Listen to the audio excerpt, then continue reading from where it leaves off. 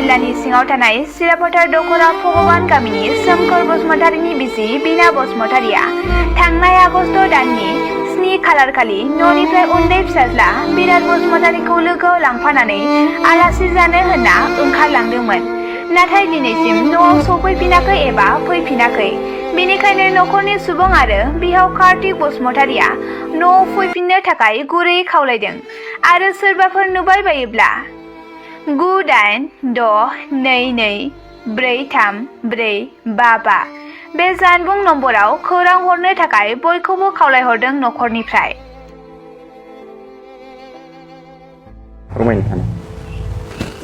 आङो माने आलासि जानो थांदोंमोन बिहामजोआ दिनै 15 दिन जाबाय न'आवनो खबर गैया। खबर दबर गैया। बेखायनो आङो बे मानसिखौ बहाबा दङबा नुबाय बायोब्ला आंनो बे आंनि कन्टेक्ट नाम्बाराव जानायहर। ओमफ्राय ओरैनो सोंहरदोंमोन बिसोर होनदों थांबाय होननानै। ओमफ्राय दा मानसिया न'आव सफैयाखै।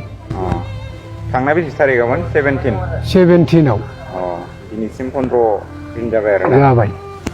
ओरैनो हारसिं थांदों नामा? हारसिं थांदों। रावबो लोगो थाङाखै, फिसाला सासे लाना थांफादों। ओमफ्राय न'खराव ओरैनो माबाफोर जादोंमोन नामा? न'खराव जेबो जायाखै।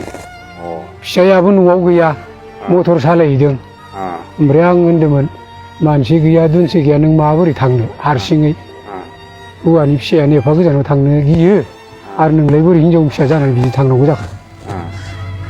थांगोन होनना थांबाय आरो आंलाय माथो खालामबावो। दा बिथांखौ न'आव फैफिननो थाखाय नोंथाङा खावलायहरो नामा? आङो न'आव फैफिननो थाखाय आं बेखौ खावलायदों, सेस्था खालामदों आङो। न'आव आं नांफिनथारगौ, आं न'आव मानसियानो गैया। आंहा निजेबो बुरै गैया। न'खराव मावनाय दांनाय ओंखाम ओंख्रि संनाय, न' बां नायनाय, साफ सिखोन खालामनाय, दाउ अमा दं बेफोरखौ नायनाय आंनो नांगौ माने। ओमफ्राय दा फिसालाया न'आवनो दं? न'आव फैबाय? न'आव फैयाखै, बियो गारियावनो दं। आं माने गारिखौ गोदानसो सालायनाय नालाय, दा गारिखौ नागारबाबो बे उनाव माने गारिखौ मोनफिननो दिगदार ना। बेखायनो आङो फैथ'नाङा होनना बुंदोंमोन।